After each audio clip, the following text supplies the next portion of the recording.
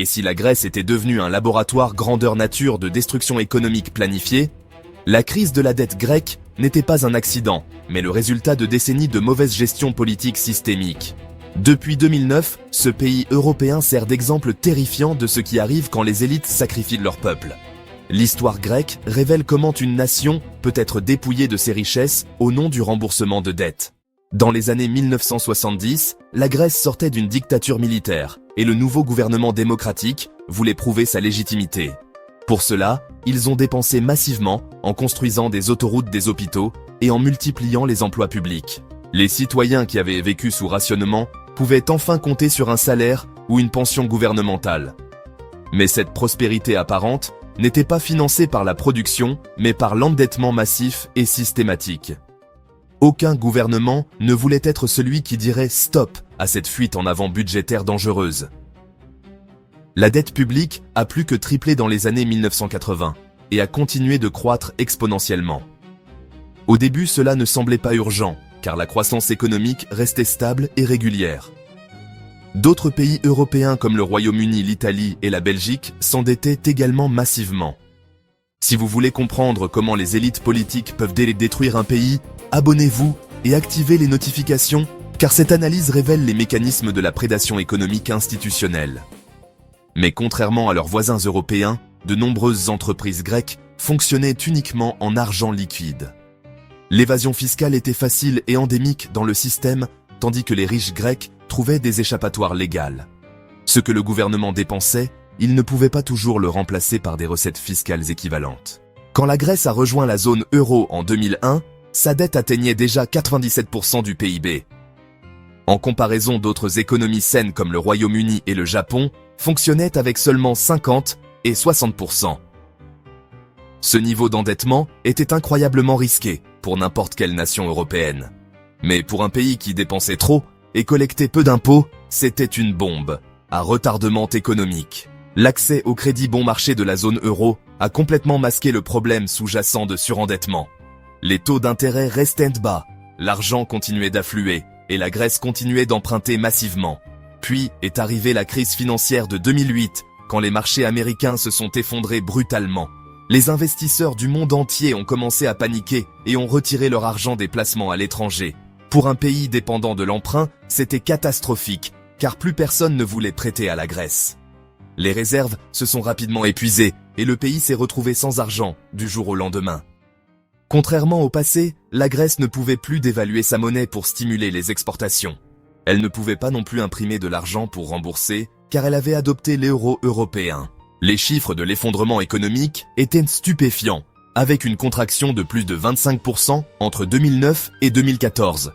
Ce n'était pas seulement une récession, mais un arrêt économique complet de l'activité productive nationale.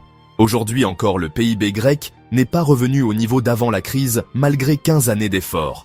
Le taux de chômage a atteint près de 30%, créant une misère sociale généralisée dans tout le pays. Au printemps 2010, la Grèce fut contrainte d'accepter son premier plan de sauvetage de 110 milliards d'euros.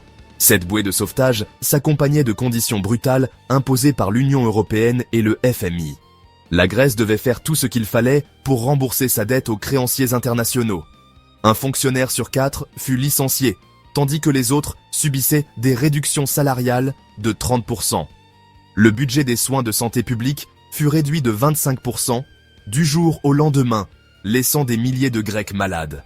En même temps, les taxes n'arrêtaient pas d'augmenter sur tous les produits et services essentiels. Mais cela ne suffisait toujours pas et la Grèce devait trouver encore plus d'argent rapidement. Dans le désespoir, le gouvernement s'est tourné vers son dernier recours, la privatisation d'actifs publics.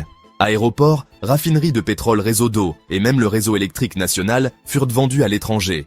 Les infrastructures les plus précieuses du pays étaient embradées à des investisseurs étrangers. Le port du Pirée, l'un des plus fréquentés de Méditerranée, fut cédé à une entreprise chinoise. Les aéroports furent loués à un conglomérat allemand et le réseau électrique vendu à des investisseurs étrangers. Pour les Grecs ordinaires, le message était clair, le pays s'appelait toujours Grèce, mais ne leur appartenait plus. Cette dépossession nationale systématique était présentée comme la seule solution à la crise de la dette. Les mêmes élites politiques qui avaient créé le problème profitaient maintenant de sa résolution. Quand la Grèce fut forcée de vendre ses actifs nationaux Ces élites étaient les premiers dans la file d'attente. Ils obtinrent des contrats publics et furent les premiers à investir dans les infrastructures privatisées. Les mêmes entreprises qui avaient aidé à endetter le pays profitaient maintenant de son redressement. Ports, réseaux d'eau et réseaux électriques furent discrètement rachetés par des hommes d'affaires bien connectés. Pour eux, c'était l'opportunité d'une vie, et ils l'ont saisie sans aucun scrupule moral. Une portion d'autoroute à Athènes coûtait à la Grèce 3 fois plus cher qu'une construction similaire en France. La France avait pourtant un salaire minimum 2 fois plus élevé que celui de la Grèce. L'argent n'allait clairement pas aux travailleurs, mais en Grèce, c'était business as usual depuis des décennies. Pendant que tout cela se passait, les salaires quotidiens continuèrent de baisser systématiquement. Même en 2024, le salaire minimum n'était que de 830 € par mois avant impôts et taxes.